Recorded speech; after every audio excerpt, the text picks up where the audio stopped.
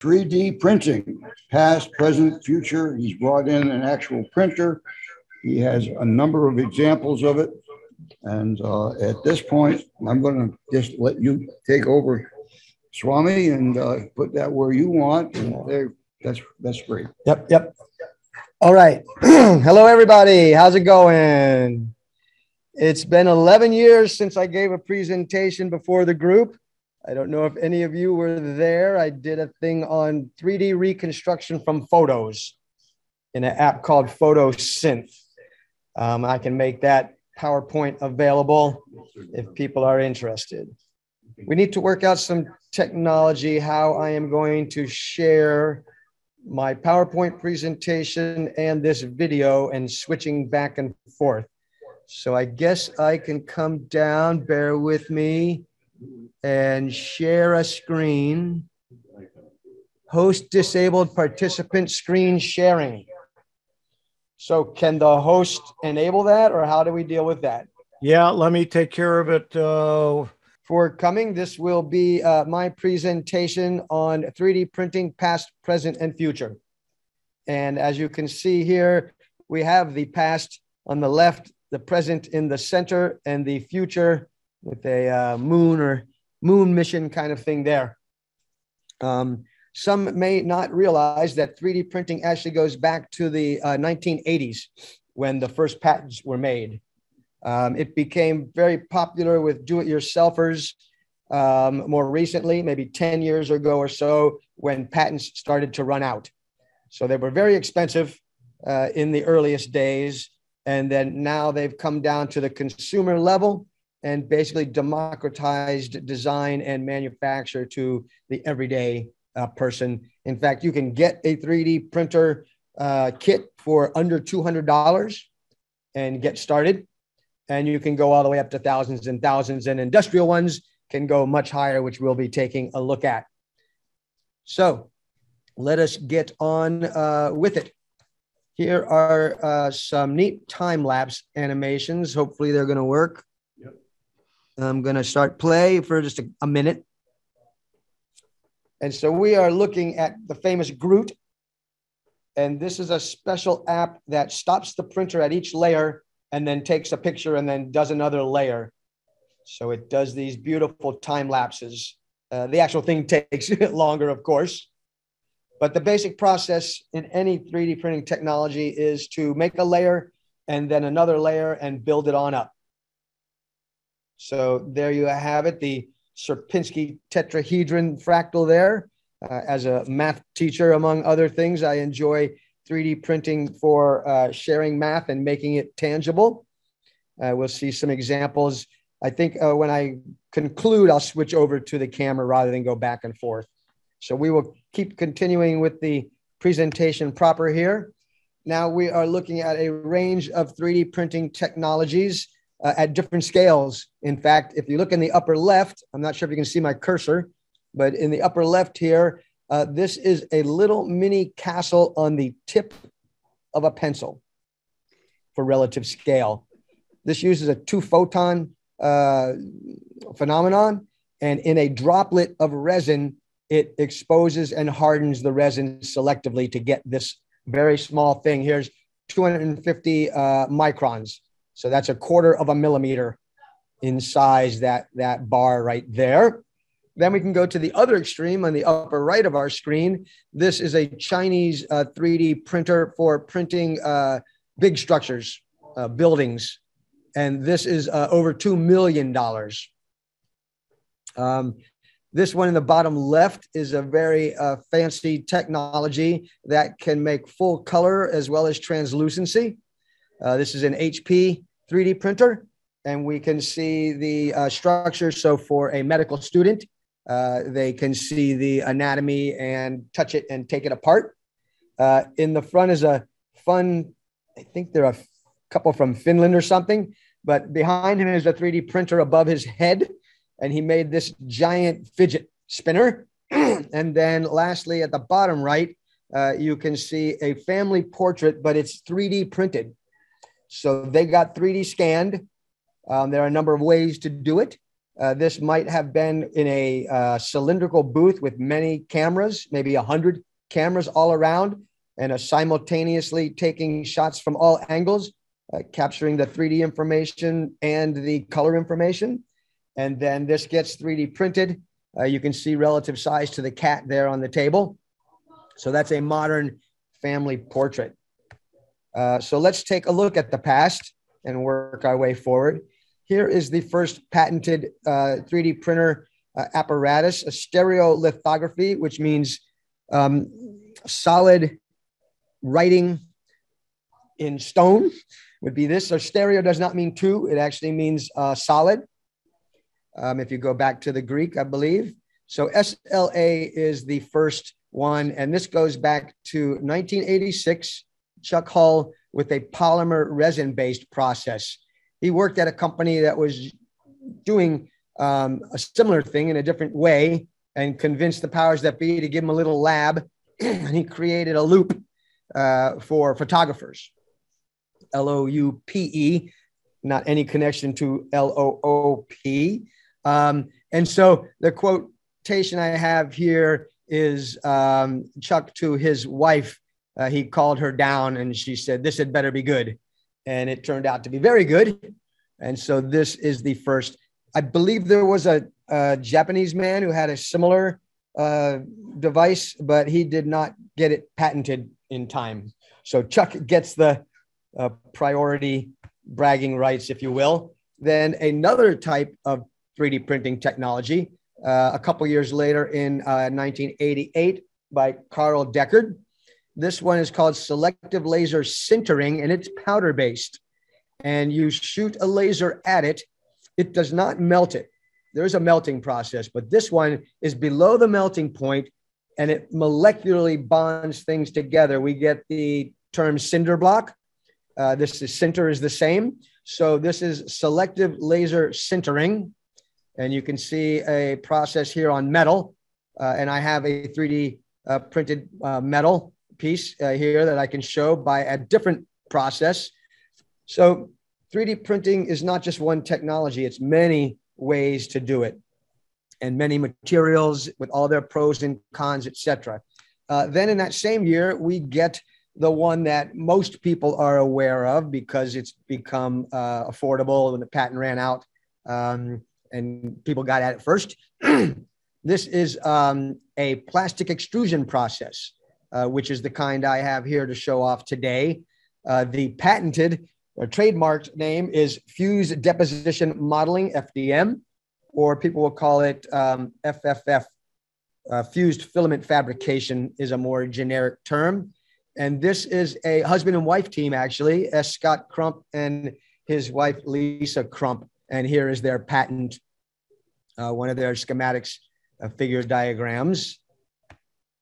And then we are showing in 2005, jumping forward, once the patent ran out, then do-it-yourselfers started to make their own little hobbies. Very crude at this time, took a lot of effort to make everything work. So as it is with many things, the idea is simple. The details, getting all the things to work in reality. I say reality conspires against you. So here they are making some of the earliest machines. In this project, it's called the RepRap, Self-Replicating Rapid Prototyper, in order for 3D printers to print 3D printers, at least as much of it as they can or should. The metal rods are not 3D printed. So here's the parent and the child. And this man on the left, Dr. Adrian Bauer, is sort of famous in the DIY community for getting this going and moving forward with it. He's actually doing some interesting new things with new ideas. It's an ever evolving thing, this technology and people doing it. Here is a overview of the range of technologies. There are even more actually, but this 3D printing is called additive manufacturing. And this is in opposition to traditional milling where you're subtracting stuff. You're taking stuff away, subtractive. So the additive manufacturing, we see the vat polymerization, that's the resin stuff. Then we see the FDM plastic extrusion. Then there is a material jetting. And I believe that's the one that made the skull and brain and spine and such. Then there is a binder jetting, which is the metal 3D print that I have, where it lays down a metal powder with some binder and stuff in it, and then goes layer by layer. So almost all of these are layer by layer. There's a couple ideas working on other ways. And then the powder bed fusion. And then lastly, which is behind the Zoom people on the right there, I believe, are electron beam fusion. This is basically welding. You have a metal material and a beam, and you heat it up, and you're welding it into a bulk form, first approximation, and then you can go back and mill it to finer accuracies and tolerances. So again, 3D printing is a range of technologies, and people have come up with quite a number of clever ways to realize it. And now this brings us to the present. Here we can see that there are many applications, rapid prototyping being the original use and still in use. So it is expensive to prototype, but it's necessary. And people would in the past have to send it off and wait for a period of time, possibly weeks, and have it come back, and it would be expensive. If you can do this in-house and do rapid prototyping, then you've made an advance. And this is a very good use for 3D printing. Reverse engineering is another interesting application, which I do a bit of. You take an existing part that is maybe no longer available, or it's too expensive, for instance, and you might be able to make it cheaper, you might not. Industrial applications in metal, particularly high temp titanium nozzles and other things. Medical and dental are very active, especially dental. Have a friend working on some projects in that right now, actually. Games, entertainment, and toys. Architecture, we'll show you an example of a 3D printed house, which is still, it's been around for years, but it's still developing. It's, again, easier said than done. Defense, space, aerospace, and automotive.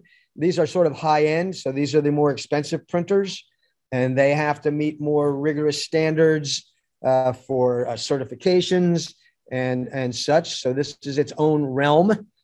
Fashion and retail, I'm going to show you some 3D printed, generated and printed dress, which is quite interesting. The cosplay and RPG role-playing games. So these are people who dress up as their favorite superheroes and manga characters and things like that. Education, which I use it a lot. That is for, I use it in math and chemistry and physics, astronomy, all kinds of things. And kids love it. And you get the hands on, it makes it more real. Food, there have been some efforts in 3D printing chocolate and sugar. And I have some examples on images here and much more. So that gives you an idea that there's quite a lot of applications. Here is one that I was involved in fact. A young inventor came to me with some drawings, 2D drawings, and wanted a 3D version of an exoskeleton force multiplier for workers. And so I created a 3D model from his 2D stuff and 3D printed it. On the right here, you can see the final product put together with the bolts and washers and nuts and such. And then he presented, I think, at ORMC or maybe Advent Health. So that was a very exciting project and help a young guy along. So as a teacher by nature and profession, a big part of my drive is to empower and inspire people. And I have taught people from 6 to 86 in many areas. And I'm hopefully doing some of that right now. So here is another example that I did for a Donkey Kong arcade, but the machine that they made was oversized at 10 feet tall. And so I took a existing regular sized piece, drew in CAD a side profile view and revolved it around, then did some prototyping in black there. And then you can see a comparison in size between the original and the upscaled one. And in the bottom, you can see the start to finish in the right. And finally, in hand is the button. And these were installed on a couple of machines. And then they have a yearly conference, and there was a competition to see who got the best scores on this Donkey Kong machine. So that was a quite satisfying project. These are others. You can see on the left, the man is standing inside the 3D printer. So if you haven't seen how big they can get, there he is. To the right, might be from it, is the metal laser selective sintering here, SLS, making some turbine fan fin kind of things. The two on the bottom are really fascinating. It's kind of a new way of designing. You're not designing the final part. You're designing the basic requirements and some constraints. And then through a genetic algorithm, it creates these organic forms. And by some measure of fit, it decides which ones are good. And they combine in this genetic algorithm to create the future generations. It's called generative design. So in the left would be the original way of doing it, where you have specified everything. The generative says, I need these holes to be here of this size at this spacing, and this through hole to be here. But everything else can go any way the program wants to make it. And they end up coming out very organic, curved, and whatnot. But the advantage is you have much less material, which is especially important in things where fuel economy is important, with everything, but particularly for space applications and whatnot. And you really can't produce a thing like this without a 3D printer. So it had to wait for 3D printing to come along for this idea of generative design to be realized in the real world. And on the right, you see a motorcycle frame that has been designed with the generative process. Again, very light and yet very strong. And there are quite a few companies taking advantage of this technology. Here we have a local guy, an amazing, inventive guy named Pat Star Ace. And he created, among other things, a prosthetic hand based on Iron Man. And then the young guy here, the recipient, not only does it give the kids the ability that they were lacking, but they go from being that odd kid without the hand to the cool kid with the Iron Man hand. So there's been an interesting benefit of esteem for particularly for kids. And these things professionally before could be very expensive, $5,000, $10,000, $15,000, and they're young and growing, and then you need another one later. So 3D printing offers an affordable way to do it and a very customizable way to do it. So there's actually an entire program called Enable, where they pool people around the world to do all the different aspects, including the shipping and everything, to get these to kids for free. So it's really an amazing application current of 3D printing. In movies, plenty of 3D printing going on in movies. In the left, that might, I don't know if people recognize it. It looks like a fantasy fiction kind of thing, maybe a Lord of the Rings type thing. I don't recall. Guardians of the Galaxy in the top right, of course, Iron Man down here.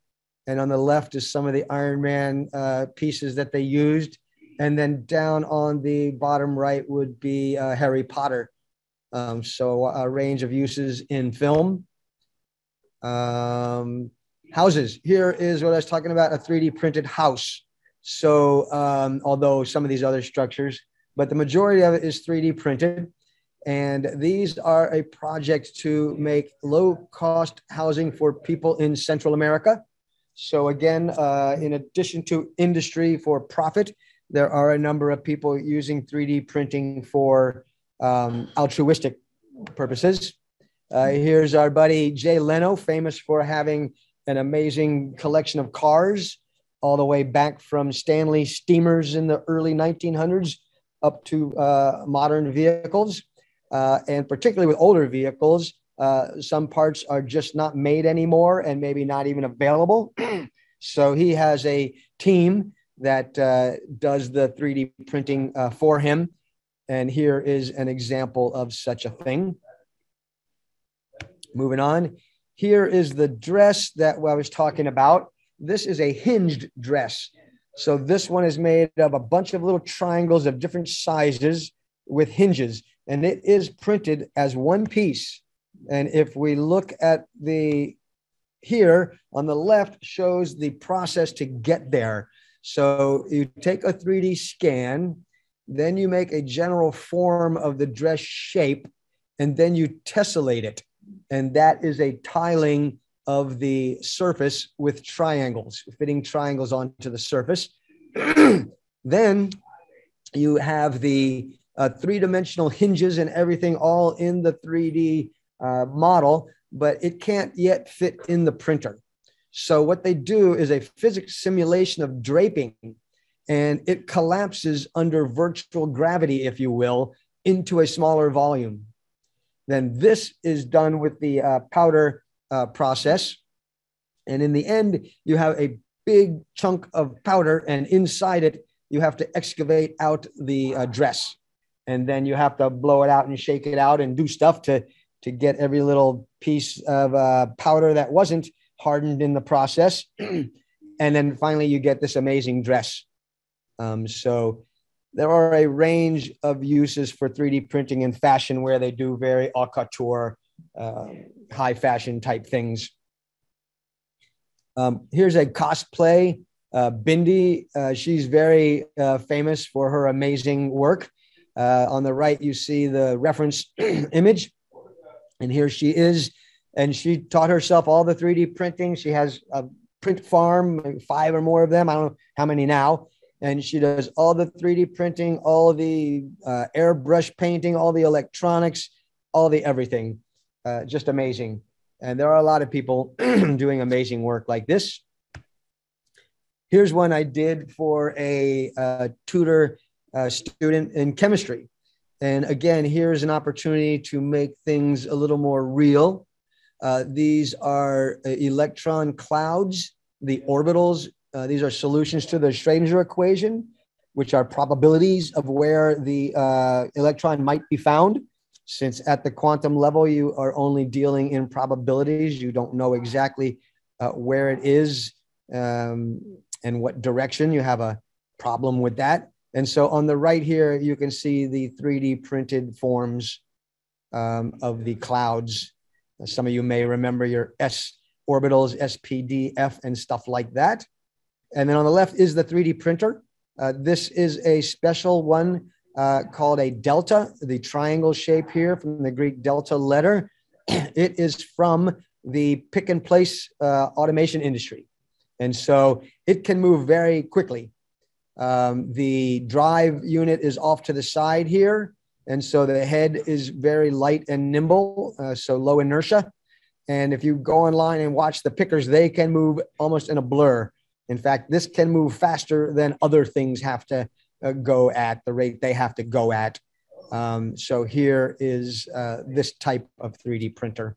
So even within FDM, which is what this one is, there are different designs. So here's a wonderful mathy thing. I play a game with my students of exploration, discovery, observation. This is a stereographic projection sphere, and it's projective geometry. So if you shine a light in this one from the North Pole, all of these openings are in such a way that they will project down to a perfect regular grid, which is often quite a surprise when you're only looking at this 3D sphere type shape. So that one is a fun one. Here are some more things. So food stuffs.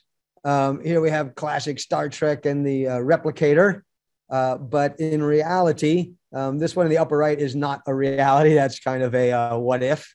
But down in the bottom, there are, this bottom left one is kind of a pastry squeezer under computer control. The middle one is chocolate. So chocolate roses.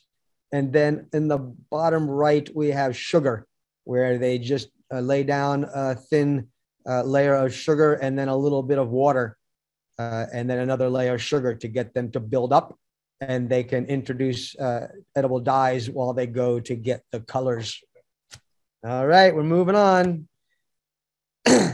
Here is one that I had a great pleasure to do with 3D scanning, this 3D relief wood carving by a local artist, goes by Purple.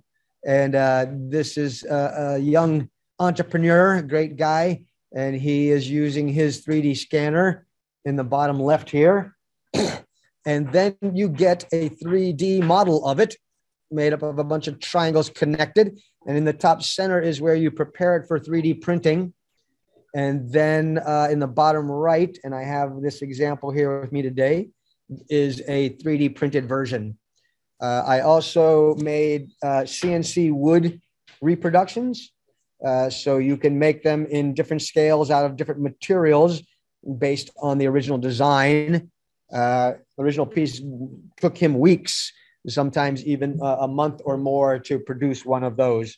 So once you can capture it in 3D, and then you can use various technologies to output it in the plastic, metal, wood, any other number of things. But again, the concept is simple. Scan it, 3D, prep it, output it. But all the parts, all the steps in between are the challenge. So there was the past and the present. What about the future? So here we see where we have the rapid prototyping, mold and tooling, which I didn't mention, but that's also a very big area. Digital manufacturing, and then we get the personal fabrication.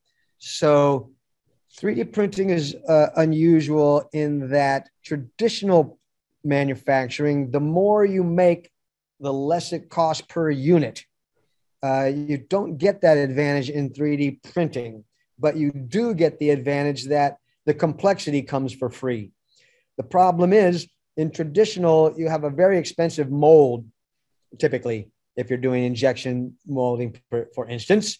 It's actually a machine. It's not just like a kitchen gel mold or something with fruit and stuff in it. It is actually a machine of metal that gets milled out, and you have injectors and lifters and 50,000 pounds per square inch of pressure and all kinds of things. So these can cost $5, $10, $100,000 for one of these. And then if you want to change something, then it's going to be either a whole new one or an expensive modification. Whereas 3D printing, you just send it another file. So 3D printing has its realm, but not for everywhere. So some of the things, wider availability to consumers and students, as well as third world, further advances for schools, the STEM and whatnot, faster. They are making them faster and being able to do multiple at one time, increasing the scale of production. There's more of them at a time. Increase in automation for 3D printing, more scaling up. Continued advances in materials. The materials science has really been a huge area in 3D printing, for metal alloys, possibly graphene, who knows. Then personalized health devices, hearing aids, dental fixtures, hip replacements, etc. More medical, structural parts. Primarily, they're doing structural parts. There are some research into functional parts, a little mini liver kind of thing, and a little heart kind of thing that has some beating, but certainly not fully functional yet. Advances in the generative design that I was talking about, reduction of weight, which we mentioned through the generative, continued marriage combination of additive and subtractive. So that's an interesting aspect. And then 3D printing in space and other worlds like the moon and Mars and such. It would be much more economical to take up the machine that makes stuff to the planet and then use the natural resources of the planet to be the material that is the building. Because one of the big expenses in space is the launching. The amount of dollars per weight is prohibitive. So one last fun slide here, or photos. Kids love it. In the left, I am doing at a makers fair that's held every year around the country and the world, and here in Orlando. So these kids have drawn in Sharpie, and then I took a photograph and converted it into 3D, and then make their art become a 3D printed thing. This is a school, kind of a Montessori style alternative school a friend of mine teaches at. And we had a 3D printing day for them and had snowflakes. And then they got to glitter them and paint them and have fun. And it really brings kids out, especially shyer ones, if you will. There was one autistic kid here who was just fascinated by it. And then I think this one, I can't see with everybody in the way, but there was one Starfest I did where I did 3D printing in space, and I was printing these little rockets for kids. And one little 4-year-old was glued to it, and it took maybe 20 minutes or more to print. And his mother said he never watches or does anything for more than a minute or two. And he was ready to stay there the whole night and watch even more. So that's a great reward in the 3D printing. And there I am in the local Factor makerspace. There are 3 makerspaces in town. Familab in Longwood, the first one. Factor, as in manufacture, in central Orlando, and a newer one, several years now, in South Orlando near Sand Lake, called MFX. I'm very involved in Factor. In fact, I'm the lab manager for the 3D printing. And I'm fairly involved in the Maker Effects, helping people with CNC and whatnot in 3D printing and lasering. So if you want to get into 3D printing, you can either buy one and go at it, or you can join a makerspace and get access to it along with your own personal Swami to help you get up and running. And then somewhere here, I had a slide that I thought, there we go. Didn't want to miss that one. Can I double click? Do I get bigger? I can say, uh-oh, something is in the way. Can I move something out of the way? Oh, there we go. Go to action. Oh, slideshow from current slide. There we go. We're back. Okay. This is my saying and my wisdom from doing this. Many things can be 3D printed, but not everything.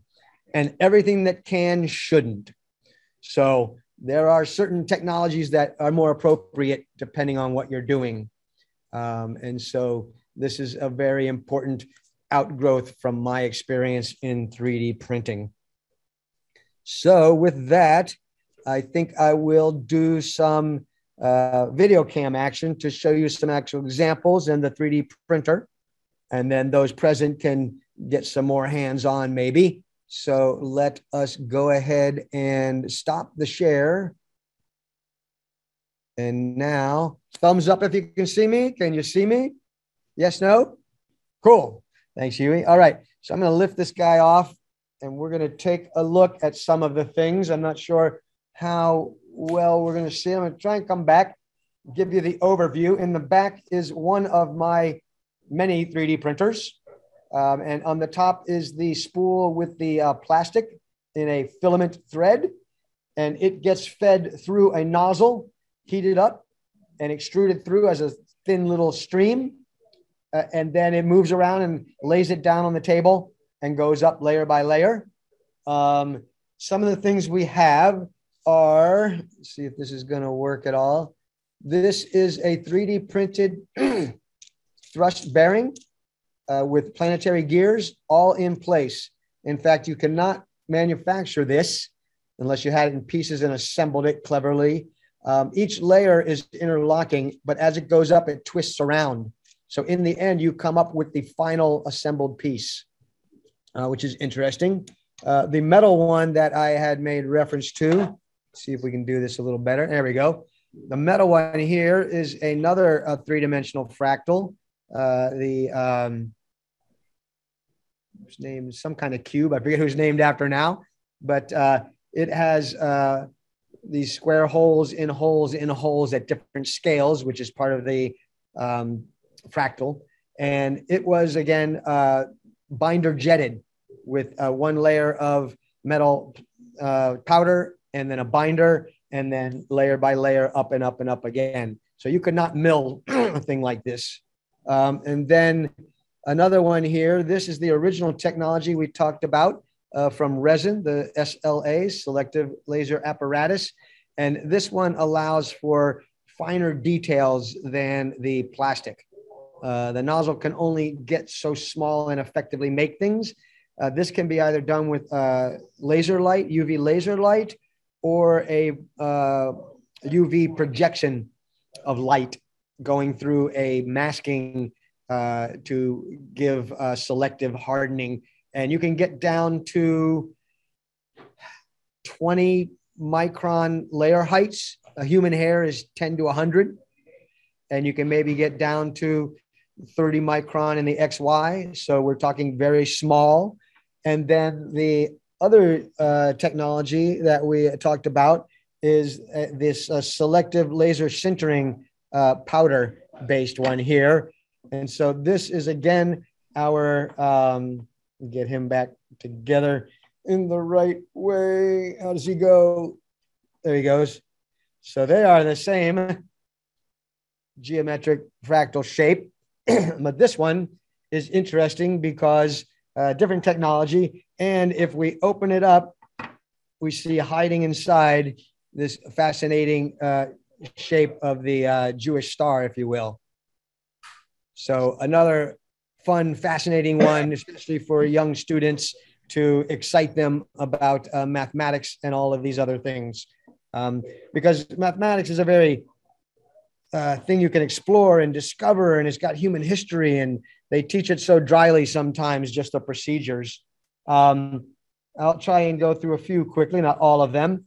Here is the scanned wood carving.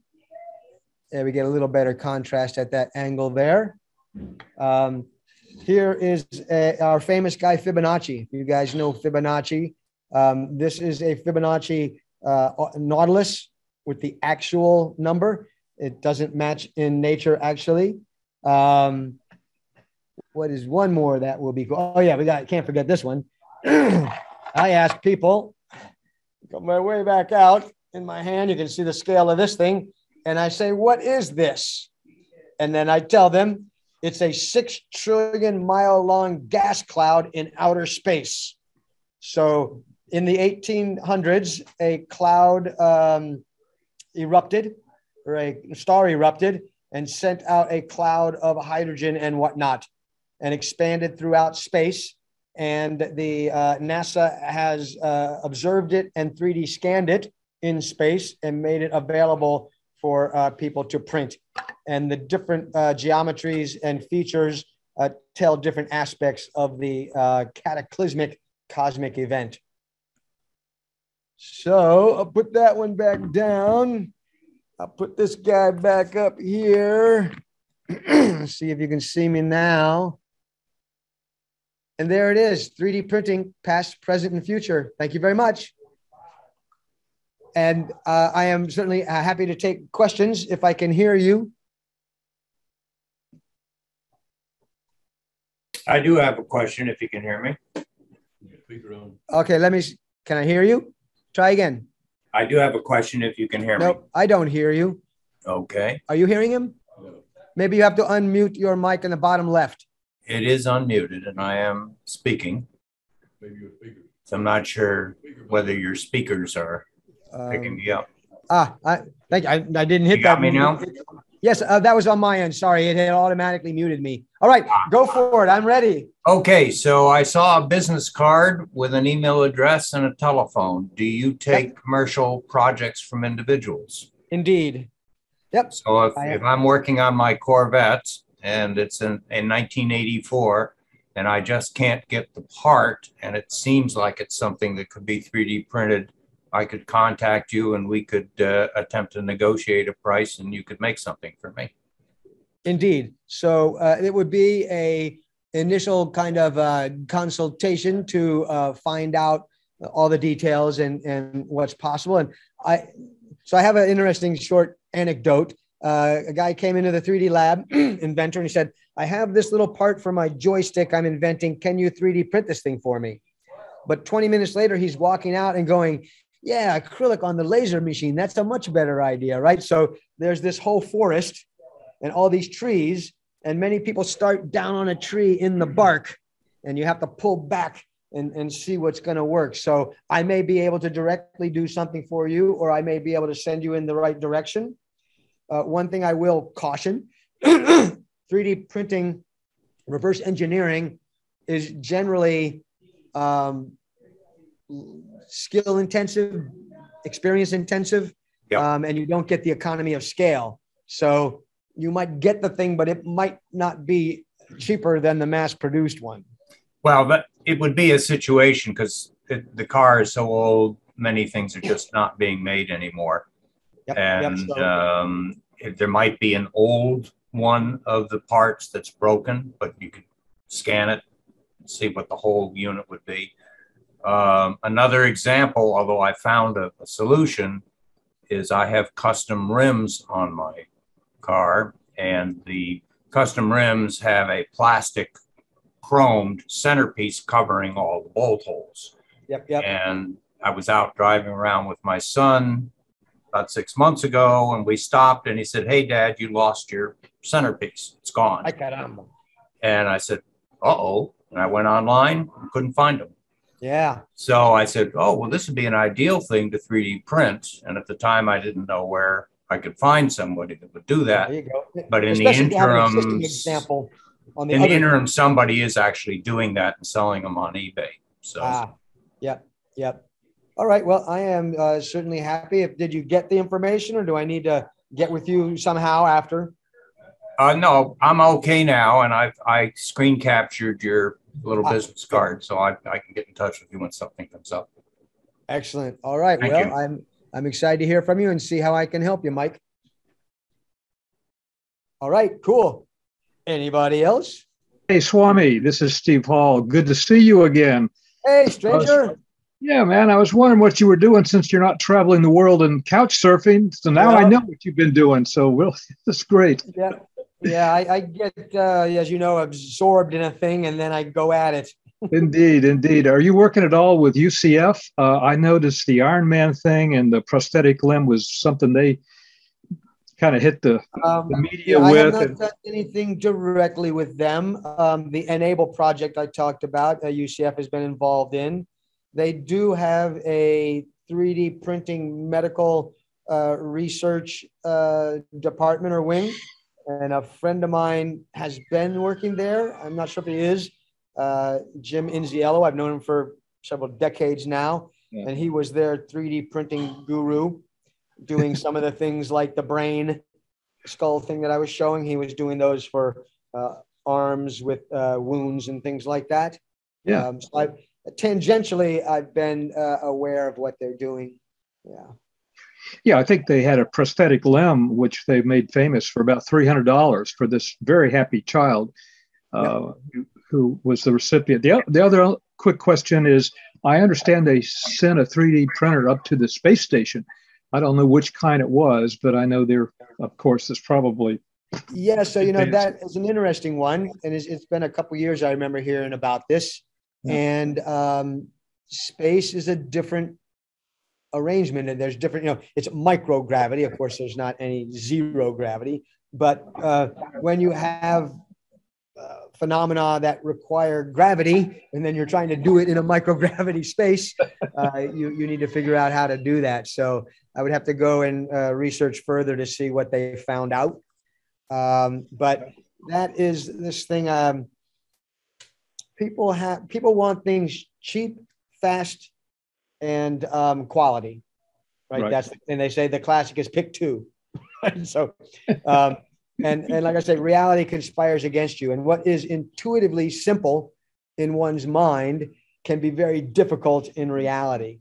Indeed. And so that's part of the challenge I enjoy, is of the giant solution space with all the technologies, hardware, software, all the limitations, all the money, all the time, anything that it possibly takes to make something happen.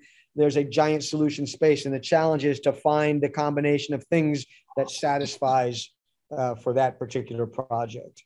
Very good. Fantastic presentation. Yeah. So I'm a retired bum without a job. And so in my spare time, I do a lot of assisting and consulting and helping a lot of people online, guys with laser cutting machines in Bulgaria and CNC machines in New Zealand and all over the world.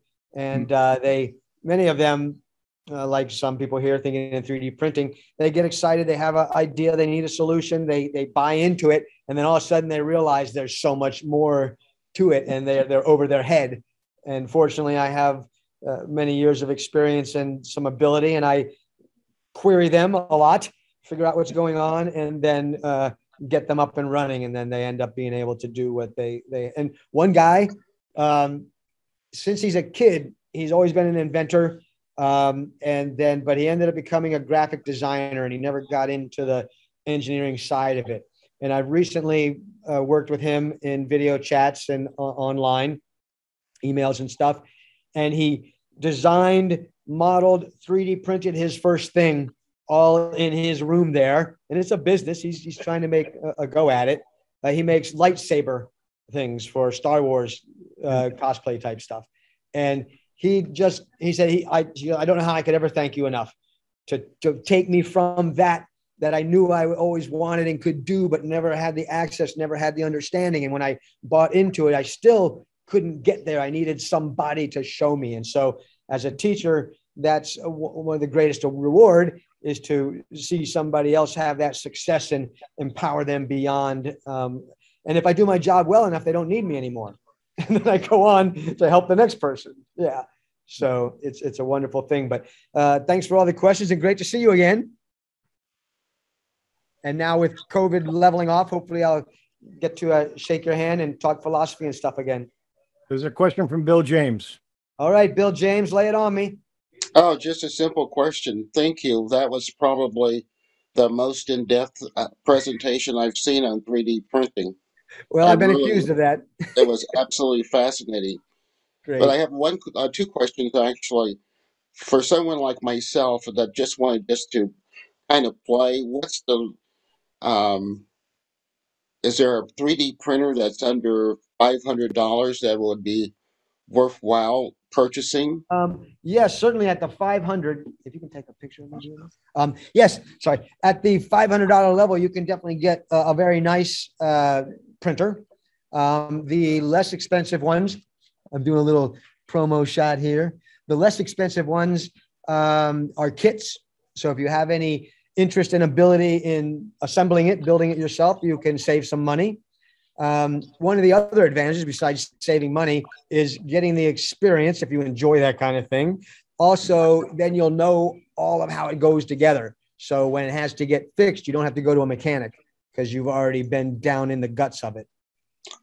Thank you. And the second question, in Windows, there is an app that's called 3D Viewer, which has a print function.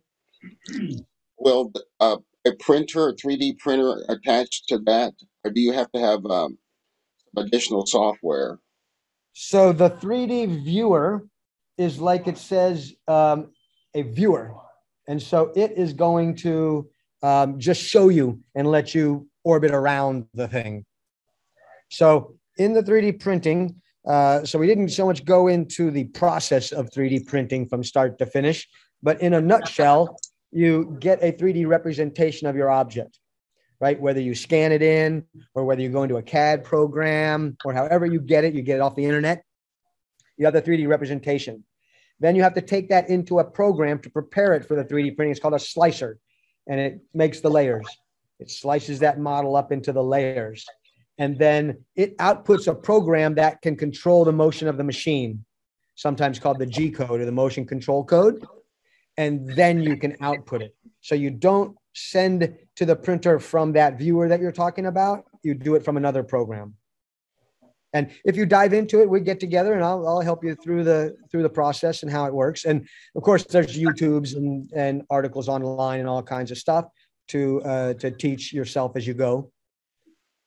It's a process. There's a lot to it. So depending on what your expectations are, what you want to do with it, we can talk about that and make sure that things are in line with reality. So when you jump into it, you'll have the best experience. You know, some people might get discouraged and throw their hands up because you will have failed prints and having to figure out all the concepts and the terminology and all the hardware and how to manipulate things. It is quite it's not rocket science, but there's a lot of details. Okay. Yeah. Stan, how do we get a hold of you? I had a card up there. I can put that up. Please. You guys should still be able to hear me when I get off here. So let me go ahead and share that, and I can continue to take questions. Or place it in the chat. Yeah, that'll be good. Here we go. There it is. You can screenshot that one. Oh, I can see you guys still. You can see me.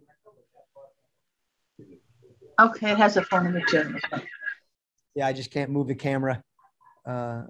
Good. As easily. I mean, I guess I can do that. Anyhow, yep. So anybody who wants to know anything about the 3D printers, the 3D printing, I can be reached at the email and the phone number there. I also do laser cutting and engraving, which is a wonderful, fun thing to get into, as well as the CNC, which is a computer numerical control. It's basically a computer controlled drill bit. Although the bits are called different things and a wider range of bits to do different kinds of things in different materials.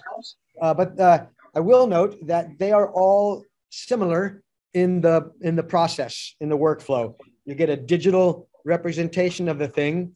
You prepare it in such a way that the file can control the machine, and then you calibrate the machine, get the material in it, and run the job. And then you have your product. It may be the final thing, or you may have to do some post-processing, getting rid of burrs and doing other stuff. But the maker scene is very similar. Just the details are different depending on which technologies you're using. Steve Parker has a question. All right, lay it on me, Steve. What CAD programs and file formats do you usually use? Yep. So there are a range, and it's going to depend the kind of things you want to model and the things you want to do with them. So there are 3D CAD programs. I use several. One primarily I use is called Fusion 360. A good thing about it is there's a free hobby version. It's very capable. Fusion 360. I can put these things up available for you guys on the society site. And it is geared. AutoCAD for the most 3D since version 9 of AutoCAD. So, and are you doing 2D stuff in AutoCAD or 3D? No, I was doing 3D stuff back in the 1990s.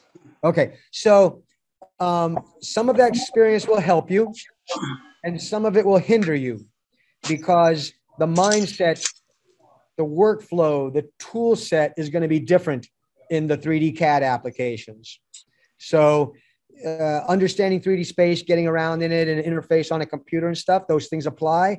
But the way it's done, the paradigm in 3D CAD is different. And you have to learn and work within that kind of thing. SolidWorks is an industry standard for 3D CAD. Autodesk Inventor, there are a number. Now, if you are making more organic shapes and things for cosplay and whatnot, there are polygon modelers where it's basically triangles stuck together, all making a mesh. And then there's sculpting modes where you can push and pull more like clay and make more rounded, curvy, abstract things. Whereas 3D CAD are specific mathematical surfaces, and they are done in such a way that you can manufacture them. So that's a big difference between those two major different ways of making 3D models. Any number of other ways. You can take a bunch of photographs and reproduce the 3D object from photogrammetry. So there are any number of ways to do it. And then you can use 2D applications, particularly vector applications like Adobe Illustrator, Corel Draw, or the free Inkscape. And those make 2D vectors. And then you can extrude those, revolve them, sweep them, do other things like that to bring them into 3D. What I did, an example, was we had a tornado cut through the front of our house, and it took the canopy and the whole front thing off. Yikes. The problem was that the poles that held up the canopy sort of got sheared in half, and they were a little bit bigger than the poles for a fence. So we couldn't cut it off and then cap it, because the caps would have to have been a little bigger than what you could buy. So what I did was I generated a profile of what the caps should look like by taking what it normally is on fence posts, scaling it up a little bigger to suit the what was left of the poles after the tornado chopped it off. A friend of mine just got a 3D printer. I sent him them as EPS files. He revolved it around, printed them off, sent them to me, and they fit exactly. It's amazing how, I mean, you couldn't have done a tool and die any closer than wow. this. Like, it was micron precision to it. And Success. It worked perfectly. Yeah. Great. Yep. That's the kind of thing that it's one of the applications that is so nice for. And there's a kind of satisfaction in it, especially if you're doing it from start to finish. I mean, you have the satisfaction of modeling it and having somebody do it and having it work. So there are many areas within 3D printing where you can get challenge and reward. Yeah, cool. And again, if you have any interest in getting the 3D printer and doing that kind of thing, or learning more of the 3D CAD, modern 3D CAD apps and stuff, I'm more than happy to get together and help you with that. Go ahead and stop your sharing so we can see you. Oh, okay. I'm seeing everybody, but I didn't realize that you weren't seeing me. Hey, I'm back. Thanks, Huey. Okay. All right. Are there any other questions out there? Going pretty smoothly. That's a great bunch of questions. I really appreciate all the interest and interesting questions. All right. I'm going to be showing off the actual 3D printer to those here. And again, anybody who wants to come down to the makerspace and see those 3D printers and all the other machines, just contact me. And I'll get together with you, Bill, and anybody else, and we'll get you up and running. By the way, Bill James is in Oklahoma City. Ah, well, then I will be doing that remotely. Well, he should be looking for makerspaces in his area then. Yeah, and Steve Parker is Steve, where are you? You're in California, is it? Toronto. Canada. Toronto. Very well. Great White North. Yeah. Again, luckily with the modern age, with video chat and emails and other things, I can certainly help people that way. Swami, where's your lab? Are you in the one off Virginia? Yes. Yeah. So that one is Factor. Yeah. Okay. Yeah. Gotcha. Yeah, right by Lake Ivanhoe, for those who know that area. Yep. Okay. And we're getting ready to move to a new facility, hopefully. Newsflash, that whole area is getting developed, and our building is going to get raised to the ground in some number of months. So the good news is we'll have a new facility sometime in the coming months. But so for those who are local, we offer certain stands to come and tour it and check it out. And those who are remote will work it out that way and be able to help you all. Good show. All right. Well, thanks for sticking with me. Bill was noting that how thorough it was. I have been accused of being thorough and detailed, and not everybody has the patience, the stamina. I'm kind of the Energizer bunny of that focus and concentration. But when they get into that sticky part, they know who they are coming to. Swami, how does this work? Anyhow, thanks again. It was a great pleasure.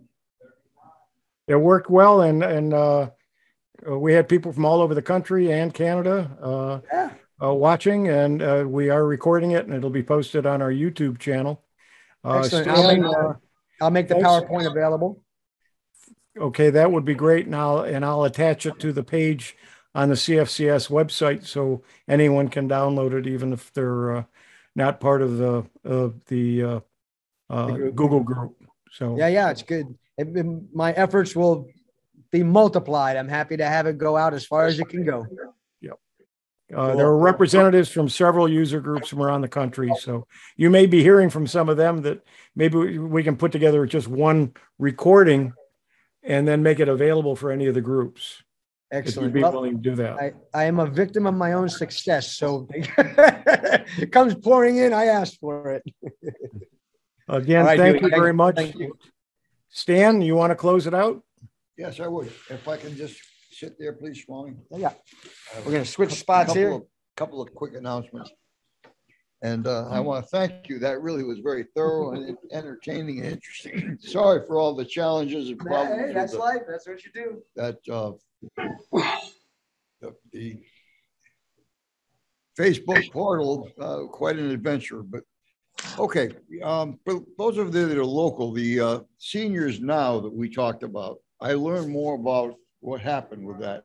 Is it Zed or Zach, the president? He passed away just a couple of weeks before we got that information. He had a massive heart attack, and that was why they did decide to dissolve. So the chap that contacted me, who did remember you, said that they had no backup, no future students, and it was just, so little interest, it was decided to just drop it. Okay, so for those of you on the board of directors, I've got a couple here. I like to give the announcements of what's coming up in future meetings. So the Apple SIG, I believe, is the 21st, but I'm not sure. So those of you who are interested, you have to check your email. The Linux SIG that Mike Ungerman had been running, they are still going to have their meetings on the second Wednesday. The second Wednesday, which is coming up.